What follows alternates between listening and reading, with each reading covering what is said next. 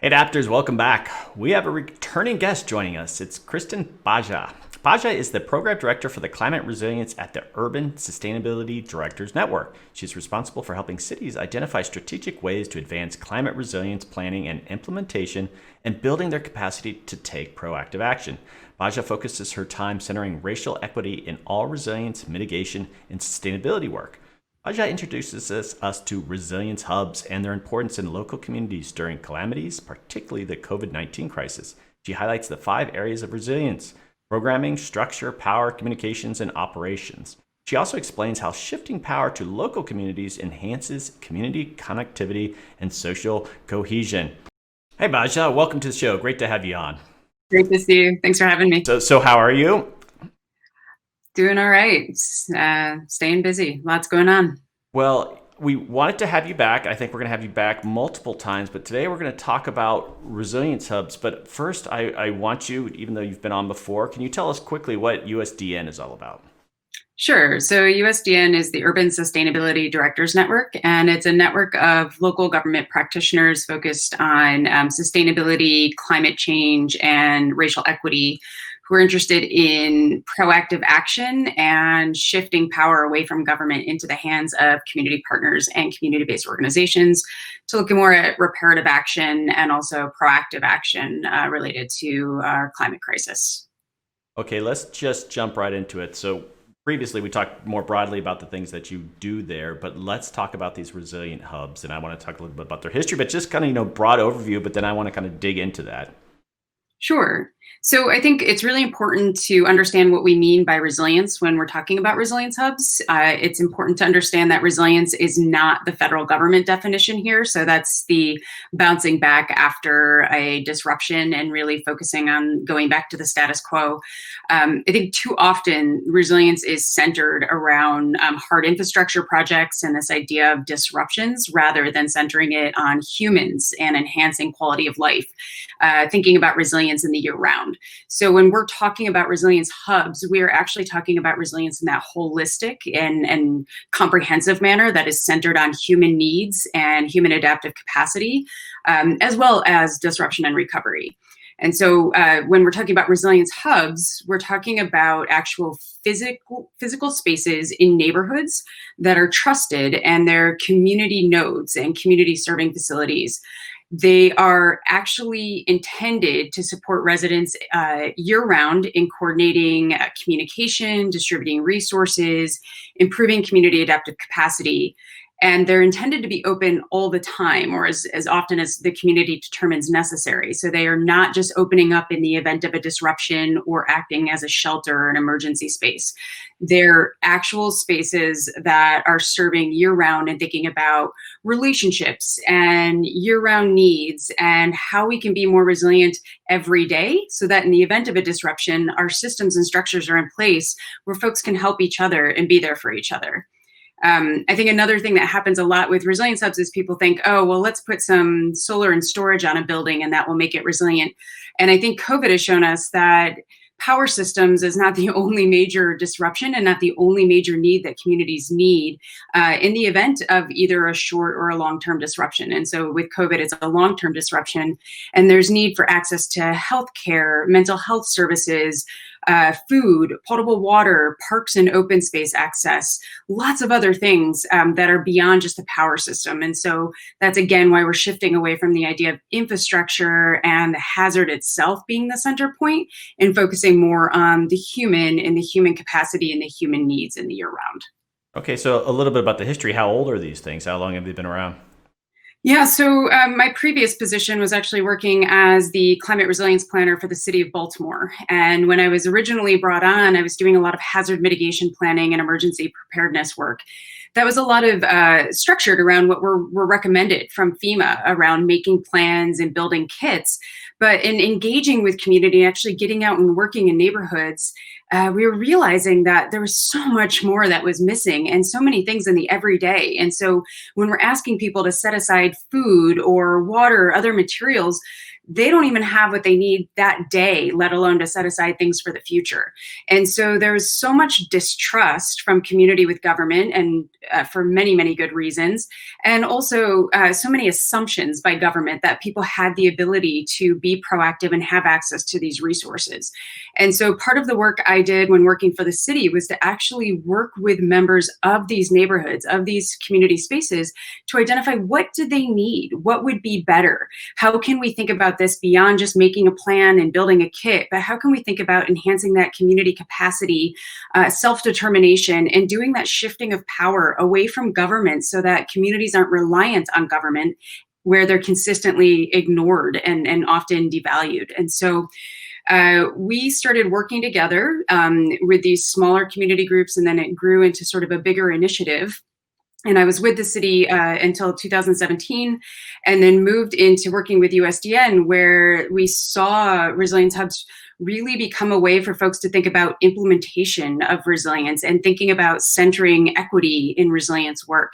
And now we have a lot of local governments across the country and actually around the world that are starting to think about this more holistically and more about this power shifting. So that's where the idea started, and working with community and co-developed with community. And I think we've seen it grow a lot since then. Okay, so like, is there actually a specific office when you think of these communities? You think of a food pantry, you think of a homeless shelter, you think of a specific place. Are the resilience hubs designed that way, that you have a local office that people from the community can kind of come in and out of? Is it designed that way? So hubs are a physical space, a building. They're not a movable thing, not like transferring around a community, but they don't have to be sort of a one size fits all. It is a trusted community space. So that can be a faith-based institution, that can be a community center, that can be a variety of different things, as long as people have access to the space, that they're welcomed in, and that it's focused on sort of meeting these 5 key areas. The biggest one is really the services and programming. What are people getting from the site in that year round, and how are they working together to collectively design what those needs and those services are? And then there are these other elements around retrofitting maybe an existing building, or thinking about building a new building. However that happens, the redesign, the restructuring has to be community designed and community determined. And so that really gets into that shifting of power and having people be part of the process and determining what sort of services and programs are needed, and then what elements of that structure, that building, are actually necessary to be retrofitted. And with the building also comes the landscape, because a lot of time that self-determination is through gardening or having access to shaded areas, or access to open space, spaces for kids to play. And so there's that buildings and landscape component that's really critical. Certainly with communications, as we've seen with COVID, access to Wi-Fi being huge, but also that proactive relationship building and getting folks to be able to go out and meet their neighbors and get to know each other better. We saw this with the heat wave in Chicago, and the comparison of 2 communities there, where one had a very high mortality rate because people were not connected and checking in on each other.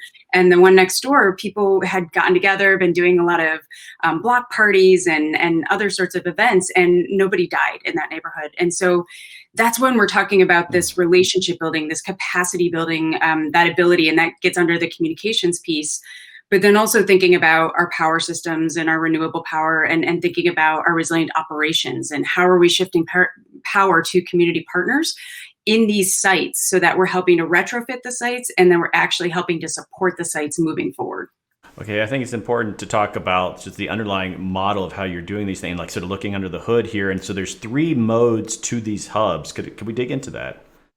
Yeah, so when we're working with community members, I think it's really important to be very, very honest about what we can do, and then ideally what we want to see. And so when we're going through and saying, okay, in these 5 areas of resilience, what would be the most ideal? Right? Would this site actually capture water, filter water, and produce a potable water location that people can come and collect it? Does it has air filtration on site? Or is there an element related to folks actually having access to renewable energy at low cost? So there's all these sort of ideal elements. And in some ways, I think that aligns a little bit with the structure components related to like a living building challenge sort of piece, but also sort of the ideal community connectivity, cohesiveness, and all the programs and services being provided. But there's also a reality, right? Local governments are losing a ton of money. A lot of partners are losing money, and a lot of the sort of things ideally that we want are not realistic at this time. And so what is that sort of baseline? What do we absolutely 100% need in order for the community to have some connectivity, cohesiveness, and access to resources and services in the event of everyday needs for resilience, and then in this disruption and recovery? And then there's sort of that middle ground. So what do we need baseline? And then what can we optimally sort of work towards that we know isn't the ideal, but is actually progressively getting us more towards the ideal? And how do we sort of build that in? And so the idea is, a resilience hub is not a one size fits all. It's not here all the checking of the boxes. It's very unique to the specific community, but it's also looking at those building blocks and understanding that change doesn't happen overnight, and that we need to at least get those baseline components in, and then start working towards the optimal, eventually, hopefully getting to the ideal, but not putting out, some sort of amazing designed graphic that shows everybody having everything they need when it's not a reality fiscally. Okay, so equity is baked in. I like to think it's the DNA of these things. And explain that, and why is that so important? Well, there's so many inequities that exist and have the foundation of this country, obviously, being here mostly for white male landowners who are considered citizens. And so as we're talking about intentional redlining and intentional Jim Crow laws and other things that have created inequities and perpetuated inequities in this country, we need to also recognize that there's been intentionally creation of lack of resources, lack of services, lack of job, access to transportation, all the elements that allow people to thrive in their community. And so taking a sort of targeted universalism approach and that idea of thinking about reparative action and thinking about where we need to be prioritizing our resources, it needs to be in our Black, Indigenous, people of color communities and in places that folks have been disenfranchised for decades and centuries. And so how are we looking at the shifting of power away from a top-down structure, away from this typical government control, and more into government supporting, and along with other partners, supporting community-based work, community partnership, community ownership, and communities being self-determining, identifying what their needs are, identifying what they want to see and how they want to work together to collectively get there. So you're right. Racial equity is completely baked into this work. And I think equity, as far as accessibility as well, ADA compliance and making sure that folks are trained in equity is a major component of the work. But then also really thinking about that power sharing and that power shifting being critical to implementation and how we're thinking about these hubs. Ideally, we try to make sure that they're not in government-owned buildings or locations where government decides the timing, the location, all these other things. Sometimes there's enough trust between community and government that the community members want that to be the location. But more often than not, we see that it's community-based organizations or community partner-owned locations or faith-based institutions where there's that trust and sort of that desire to convene that leaves government sort of watching from the sideline and supporting from the sideline. Okay, so let's talk a couple case studies, and maybe we'll start with the work that is happening in Baltimore. Just what does it literally mean for a particular community? Yeah, so Baltimore started again with our community members, really thinking about neighborhoods that had been disenfranchised.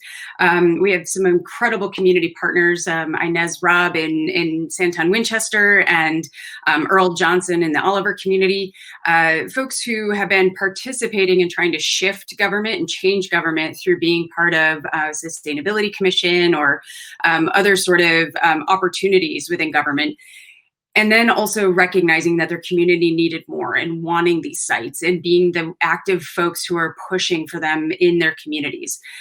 For the Santon Winchester community, it's actually in a faith-based institution that was already providing a lot of the meal services and a lot of the services and programming to the community and needed a lot of the retrofits and the things about improving the kitchen facilities and improving the sort of communications and some of the other components of operations with the site. with the Oliver community, it became something where we had a really great site, and then the individual backed out. And so it was looking for a new location that would ideally be a center focal point that people would trust. And Earl's actually done a lot of great work with community gardens and getting young people jobs and getting access to a lot of healthier opportunities for folks in the community. So every hub is different. They're very unique. There isn't a one size fits all. We're seeing hubs in Maui and hubs in Detroit and ones in Providence, Rhode Island, and others. Each of them have their own unique community characteristics and needs based on the history of that location and also the way that government relationship with community has been over time. All right, so how have the hubs helped with COVID-19? They've been there hopefully as a resource, but you kind of explain that. How have they been that way? I think that we need actually more support in getting hubs up and running. We're in a lot of locations where it's sort of they're just getting started, or they've only been around for a little bit or a period of time, or they've only had funding for one component and not all of the 5 key areas. And so there was actually an article that we put together that was how hubs can be used in COVID and how they could have been used had they been supported from the federal level, supported from philanthropy, and even supported from some of the local governments. They could have been community-based testing sites, vaccine locations, certainly neighborhood distribution center, and thinking about all the resources that we needed to distribute, coordination of childcare and access to Wi-Fi and tutoring for school, organizing local platforms, and thinking about sort of the redundancy in the systems that was not present for COVID. Also that sort of healthcare, right? We're seeing a huge impact on healthcare. Getting some of those basic services met in a neighborhood where you can walk or get to a location rather than having to go into a bigger hospital or things like that. So they can kind of play a role of serving in the gray space. And then I think there's a piece around mental health that we're really going to have to reckon with very soon, of all the isolation and people being put in these positions of having to continue to work in jobs where they're at risk and in some cases being harassed. How are we using locations like this to get people access to a lot of services that we don't usually prioritize? And I think mental health is going to be a big one. So I think some hubs that were up and running were mostly distribution centers and more around coordinating communication, but we didn't have very many sites that were actively working in all 5 areas because we're still in the midst of really trying to get buy-in and support for moving them forward. Well, you guys must be following closely because, Biden's going to become president in about 7 days. And so there's talk that local governments have been excluded from all the stimulus packages. But it sounds like in this round that they'll be included. Is this an opportunity for the hubs? I think it's a huge opportunity, and I think it's a huge opportunity for the administration saying they're really focused on racial equity and thinking about those sort of power dynamics and thinking more about the intersection of proactive action and equity. These are not the end all be all. They're honestly a Band-Aid on a much bigger problem, but we do have to at least slow some of the bleeding before we get in and start doing the surgery. And this is a way to provide some operationalizing of resilience work and equity work to start showing how we can shift power to communities, how communities can become more self-determining with the support and the resources of all different levels of government. And also a lot of other partners. I think, we have some really amazing partners that we've been working with: American Microgrid Solutions, Clean Energy Group, the NorCal Resilience Network, Climate Resolve, folks who really want to see this move forward and have put in some of their own time, their own capacity, their own money to support communities on the ground. And so I'm hoping that both the Building Resilience and Communities funding that's going to be coming down the pipeline, and then also some of this other funding around COVID, will certainly go into activating resilience hubs and looking at community resilience differently. Okay, so somewhat related to that, I have a question from the community room. And Mike asked, we are really going to need it. It seems like a 24/7 effort to vaccinate the population. How can we utilize the resilience hubs to aid in that effort? Is that something USDN is looking into coordinating with the federal government? Would that be something you could approach with them? I think so. The idea of the hubs is honestly that the community is going to determine the hours that they're operational. They're going to be determining who's going to be there managing them. But I think getting the vaccine out is certainly something that is a huge priority right now, and I think is going to be a priority of the administration. If we are supporting these community or neighborhood based nodes and trusted locations rather than just saying, oh, go to this shelter or go to this police station or go to this fire station, there's not a ton of trust right now. We have to recognize with government and community. And so, how are we looking at hubs as an opportunity for folks to get to locations that they do trust and get access to the vaccine instead of having to line up in locations they don't trust or getting misinformation about the vaccine? So I think it's certainly an opportunity. I don't know if USDN is necessarily going to be coordinating that with the Biden administration, but we will be having communication with, different parts of the federal government, and hopefully, if they ask, we would love to direct resources and time towards getting the hub set up and getting the vaccine out. Oh, I guess I'm optimistic that there's going to be such a much better national coordinated effort. And so groups like yours, the hubs, like they're going to have incentives. Oh, you can earn additional funding for these things if you're getting vaccinations out in this. I mean, I just hope they get very creative in it. I hope they work with groups like yours to get it, because the existing infrastructure, but that national coordination, which has been woefully absent, which get creative, get those, what's the expression they're using now, just getting the vaccine in arms and such. So hopefully. Yeah. And we have a more creative administration, I think, coming in that has a little bit more respect for communities and community cohesion and diversity. And so I'm hoping that they do ask and that we get to be part of that conversation. Okay, we're almost at the end of the episode here. We just blew through this again, but I do want to ask related to the hubs, and we haven't talked much about climate change and the notion of being resilient to climate impacts, and how does that play? I mean, we're only really starting to kind of have that conversation, even with a lot of groups outside of even the hubs. But how does that come into the work that you're doing there? And I ask this question a lot too, is that groups that are sort of dealing with, let's say, disasters and such, sometimes the issue of climate change doesn't even come up, even though in theory you might be adapting to climate change. Is that even front and center with the members of the community that are involved with these hubs? Are they thinking climate change, even though it's you guys build it into it? No, I mean, communities are already dealing with impacts of climate change, and they're very intelligent about the fact that it's getting worse. And they're feeling it. I think especially our Black, Indigenous, people of color, and low-income communities are feeling the impacts of climate change and those cascading impacts already. And so as we're looking at increased high heat events, lack of access to water, ice, other resources, we had the major wildfire season and air filtration, being a huge piece. It's certainly a key part of every conversation that we're having with resilience hubs. How are we looking at what's coming down the pipeline, what we're experiencing now, and also what we're likely to experience, and making sure that these sites have what is necessary to support the community through those disruptions and through those events, or as we've seen with COVID, these long-term. So we have both the short-term sort of disruptions and the long-term disruptions, and the intersection of both of those.